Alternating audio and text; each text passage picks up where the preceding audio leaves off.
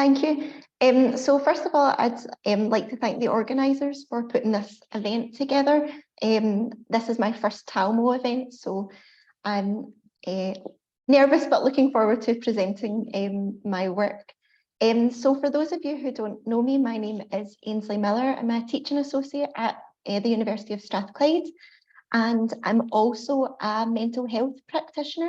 So I run a clinic every week for our undergraduate students where they can come and talk openly about their mental health struggles. So this talk will focus more on computer anxiety, but still a kind of recognised form of anxiety. And in particular, I'm going to be talking about learning R and teaching that to first year undergraduate students and looking at the difference between mathematics students and biomedical students within our university. And I should also mention that one of the authors of this work, so this has been turned into a paper, is Dr. Kate Piper. She's unable to attend today because of other commitments, but I just want to highlight her contribution to the work. So without further ado, I'll get into the main body of the talk. Okay, so the aim of this talk is to discuss the implementation of R and of course R Studio into a first year essential statistics undergraduate course at the University of Strathclyde. This is a particularly challenging module from a teaching perspective because it's taught in parallel to both mathematics and biomedical sciences students. The cohorts are separated out, so the math students are with other math students and the biomed students are together, but it obviously involves a double teaching. The other challenge with this is we need to be mindful of presenting concepts that are theoretically robust, but are accessible to students with perhaps a limited mathematical background. So what is computer anxiety? So computer anxiety is a recognised term. It's basically the fear or apprehension felt by an individual when considering the implications of utilising computer technology or when actually using computer technology. And we expect that the students will experience some computer anxiety because in prior years, this class was taught using Minitab, which is a point and click software, and R can be quite scary looking for those uninitiated, and we anticipate some increased anxiety. The other thing to note is, and something I've observed myself, is many of the students are coming from the so-called smartphone generation, so may have limited experience using a desktop or a laptop computer, and that may also add to the anxiety that they may feel about using R and other related software. Okay, so a wee bit more about the class. I have sort of mentioned this already. So the Essential Statistics, it's an introductory statistics module. So it's one of the first module that the students undertake in semester 1. So it starts right in September. It assumes no prior statistical knowledge, and it was previously taught in Minitab, but was moved to R in academic year 2021-2022. So last academic year. So at present, we're doing this for the second year in the row. Okay, so a wee bit about R Studio. I know everyone's very well aware of it, but there's one point that I particularly want to highlight. So we decided to move to R Studio for this class because, of course, it is free and open source, used by industry. I'm going to come back to the middle point because that's the one I want to kind of labour on a bit about. In our undergraduate modules for the University of Strathclyde, for people studying mathematics, we introduced R into the second year. Just to note that the undergraduate courses in Scotland are 4 years, so it would be introduced in year 2 of a 4-year undergraduate degree. The people in biomedical sciences were really keen to get R included in their curriculum because it would help with their royal accreditation. And the thing that I want to labour on about is higher applications of mathematics. So one of my other jobs is I work for a consultant. I work as a consultant for the Scottish Qualifications Authority, so the SQA, and they have introduced a new course in high schools, in Scottish high schools, called Higher Applications of Mathematics. So higher's kind of like A-level. And basically this course has 4 core modules, one of which is a statistics module, and it sees for the first time RStudio being taught in Scottish high schools. And that course was rolled out in August 2021. So this is again in its 2nd year, and it is the case that we now see students coming to the University of Strathclyde who have previous R experience from high school. So the motivation to include R early on in our studies was kind of increased by this creation of this course. Okay, so how did we assess computer anxiety? As a mental health practitioner, anxiety is quite a challenging thing to diagnose. There's many things masquerade as anxiety, but we were specifically looking at computer anxiety, and the way that we assess that is through feedback from the students. So this was routine feedback that we asked the students to fill out. We just edited the questions slightly so that they were more in keeping with what we wanted. So we invited students to complete 3 surveys throughout the course. The course runs for 10 weeks, so the full semester. We asked them to fill out a module evaluation in week 0, so in kind of freshers week, halfway through the course and at the end of the course as well. And we didn't make the surveys compulsory. The students just filled it out if they wished to fill it out. And we did make it on our virtual learning environment so that if the students completed it, they got that nice satisfying tick beside it. But of course, that's not enough incentive for everyone. So we tend to find that with survey fatigue, the response rate does go down as the semester increases. So just bear that in mind. So we asked the students the following questions. So we first of all wanted to know if they had any experience using computing languages. So had they ever done like higher computing or used Python or Java, etc. If they were kind of nervous or worried about the prospect of learning this new computing language, so they could have said, no, I'm not worried, I'm slightly worried, or I'm very worried. And for the biomedical sciences students, we asked, do they have higher mathematics or an equivalent qualification? So we didn't ask this to the mathematics students because they must have an A at higher mathematics to be accepted into our course. But that's not the same as not true for the biomedical sciences. So we wished to ask that question. Okay, and then halfway through the course, we asked about enjoyment because there's no point, we also want to know, did the students enjoy the class? You know, there's no point teaching something if nobody likes it. So did they enjoy learning R? And how would you rate your anxiety levels? And, you know, we're always looking to improve ourselves. So was there anything that we could be done to help, be it the materials or the lecturing style, etc. So this was what we asked them in the middle of the class. And then finally, at the end of the class, the questions were quite similar. Again, how did you enjoy the class? How was your anxiety levels? And do you have any further comments about your experience of using R? And by the time that this questionnaire had been released, and you know, in the time frame that we allowed responses, the students had their full grades back for the class. So they weren't waiting on any test results or anything. They all knew results, etc. So we weren't like keeping them in the dark about any of that. So that was all released at the same time as this survey. Okay, so obviously we want to look at the results of these things. So the first set of results is from the week 0. So this is what we would call pre-boarding, so before the classes started.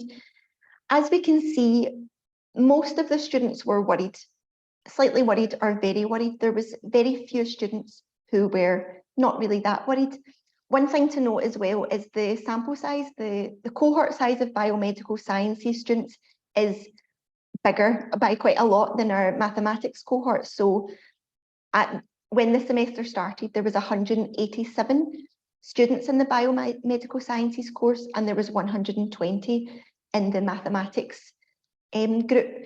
This obviously did drop as the semester went on because students, you know, dropped out or, you know, dropped out but didn't tell anyone. So the results will kind of, the sample size will decrease.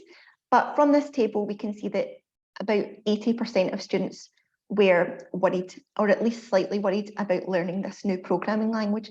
And to be honest, this didn't really surprise us because university is scary enough. And then we're thrown in the first week this new software language that looks a bit scary to people who are maybe not used to computers. So it was no surprise that they were a bit worried with it. As we progress throughout the course, if we go to the end of the class, if we go to the end of the class, because everything's been released now, we find that in mathematics and statistics, nobody by the end of the course was very anxious about RStudio. We can obviously see that the sample has dipped, and you know, some are not anxious, but we've still got much larger people in biomedical sciences who do feel anxious, and we do have students who feel very anxious still when the course is finished towards R and RStudio. My colleague Kate performed a Fisher's test on these results, and we found a significant result when comparing the mathematics students to the biomedical sciences students, and that indicates that there was increased anxiety amongst the biomedical sciences students compared to the mathematics students. And that result does agree with what we felt given the lectures. So just for transparency, it was myself that lectured these two classes in parallel. So I was able to sense that throughout the time lecturing the class. Okay, obviously we want to make sure that the students enjoyed the class. So did they enjoy learning R as part of the module?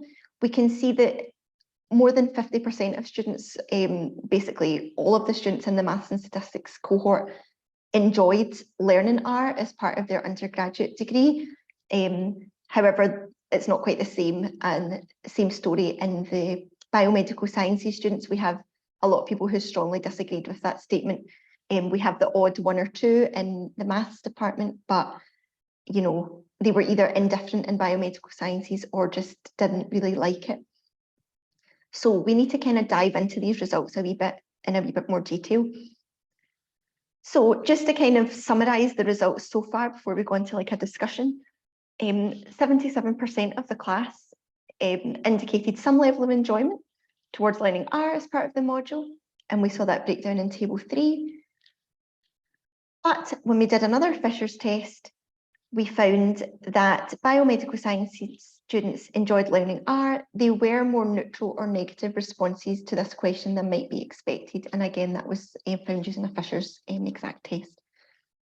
So a bit about the discussion and its comparison to previous years. So as I mentioned in the beginning of the talk, before we taught this class on Minitab, the material for the class didn't change at all. It was just the software that changed. So these courses are comparable. It was the same assessment and everything. And we can see that the distribution, they're both kind of skewed, but we can see that, you know, there are some impacts on the students' performance. It's more kind of bell-shaped here in previous years, but maybe more skewed here. We still, it should be noted, had students achieving 100% in every class test. In R, there's always 1 or 2 students who achieve full points in every class test. So that was still the case in the current cohort. We were unable to compare the mathematics students. So this is just for the biomedical sciences students. We were unable to compare the mathematics students to previous years because the assessment had changed slightly because of COVID. So they're not comparable because of the changes to the assessment. Okay, so in terms of the comparison to previous years for the biomedical sciences students, we found that the median mark for this year, so this year that we're talking about, the academic year 21-22, was 81, and the previous cohort was 83%. A manuality test indicated no difference or no significant difference in the distribution of the marks compared to the previous year.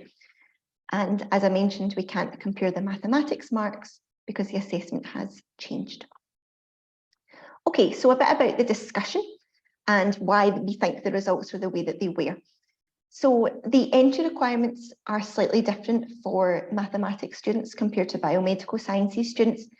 In our university for biomedical sciences, they only need a National 5 qualification in mathematics. So that's kind of equivalent to a GCSE qualification, whereas for the mathematics students, they need the A at the higher mathematics. The other thing that to bear in mind was the attendance of the class. There was an extremely poor attendance of this class by the biomedical sciences students. It started off with a strong attendance and then kind of disappeared throughout the course. So we were probably at the tutorials only having about 15% attendance, which is really quite shocking. Whereas in the mathematics cohort, we were close to 70–80% attendance at every tutorial. We did have some issues with the blame culture. So the mathematics students were very aware of their own abilities and knew that it was themselves. It was the reason that their code wasn't working. The main problem I found with the biomedical sciences students, they were very quick to blame R for their mistakes, when quite often it was themselves that was making the errors. Perhaps they'd made a spelling mistake or maybe forgotten a C notation for a vector. They were very quick to blame R for their lack of experience using the software, and that often led to them not being as motivated to do it. The other main issue is there's nowhere on well, I suppose that's maybe unfair to say, but on the Strathclyde website for the biomedical sciences students undergraduates page, there isn't really that much information telling them that they're going to be studying a statistics module in their first year. So a lot of them came in and were like, statistics? I'm doing biomedical sciences. They weren't expecting to undertake this course, and there was a lot of resistance from them at the beginning. So we have spoken to the biomed people and asked them to make it more prominent on their website and put it in their prospectus, etc. For the mathematics students, they could obviously see the continuity and relevance in learning R as it's taught in their second, third and fourth year, and they could see the relevance for their career prospects as well. That wasn't really true of the biomed students, because we only teach, the mathematics department only teach the biomedical sciences in their first year of study. We don't have anything to do with their second, third or fourth years. So we're not sure where this course actually goes and if they do statistics or if it's optional as they progress. We are in talks with the biomedical sciences department about making it a more streamlined kind of course and having statistics at regular intervals throughout their degree and making it more streamlined with what they've already learned in first year. So just to summarise, so that we're keeping to schedule here. So to conclude, over 3/4 of students who responded to the survey were at least slightly worried about learning a new programming language, and that was something that we very much anticipated. There was an increased anxiety amongst the biomedical sciences students compared to the mathematics and statistics students, but 77% of the students indicated some level of enjoyment in learning R as part of the module, so that is a huge win.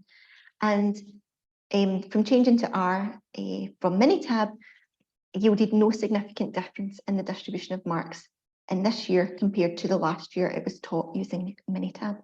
And that is all I have to say on this. So thank you very much for everyone's attention, and yeah, thank you. Thank you very much, Rachel.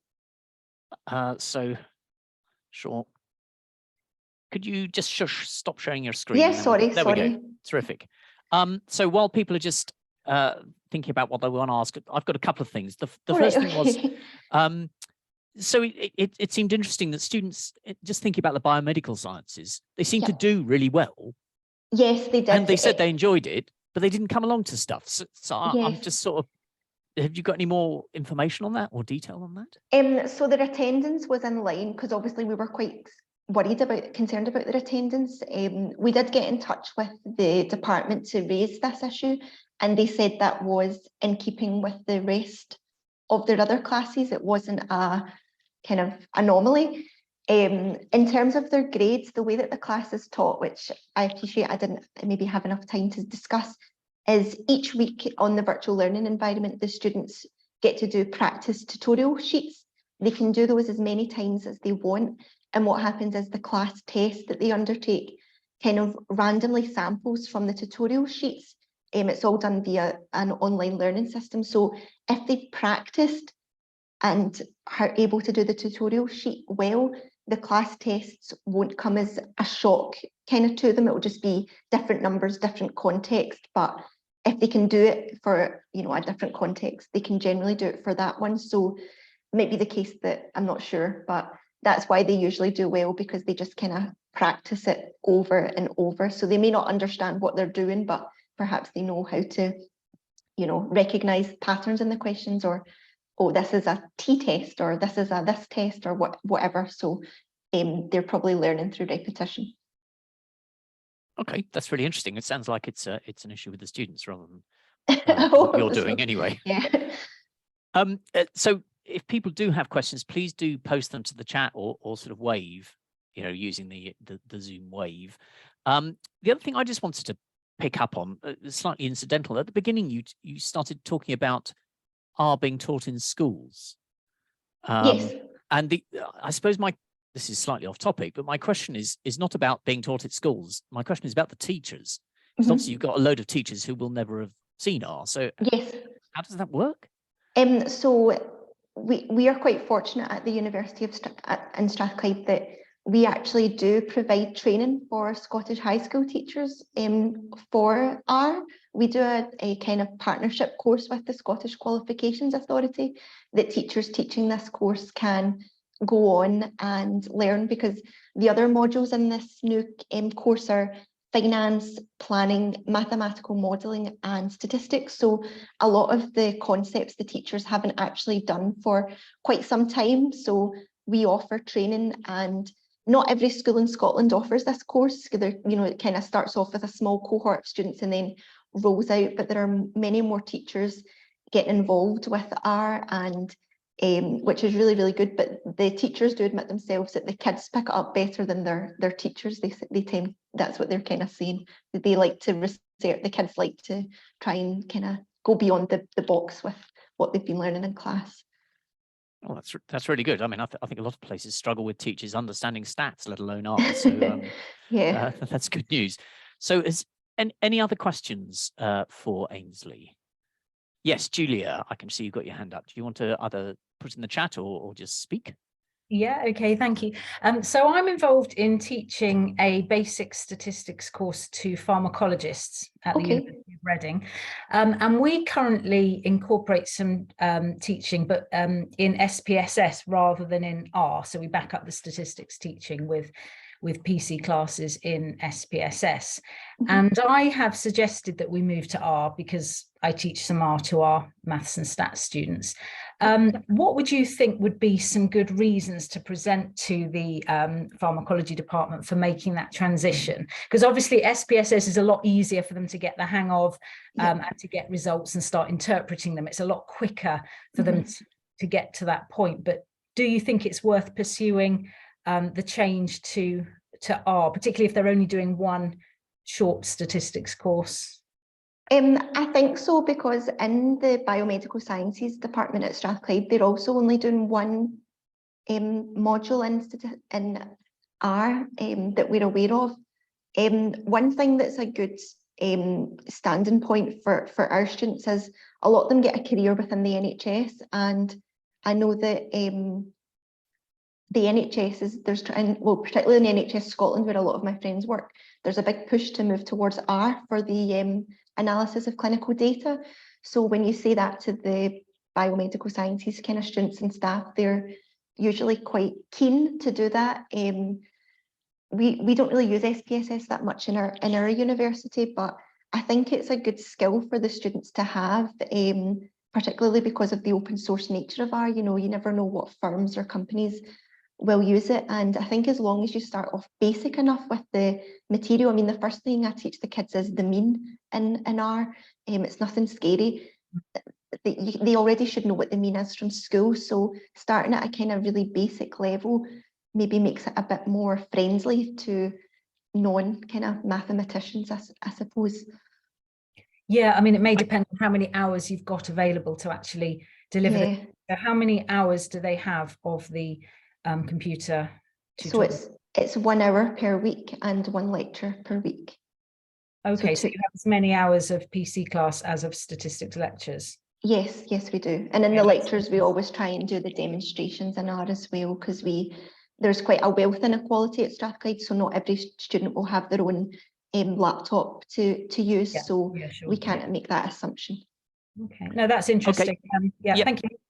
Thanks very much, Julia. Thank you for your question, Julia.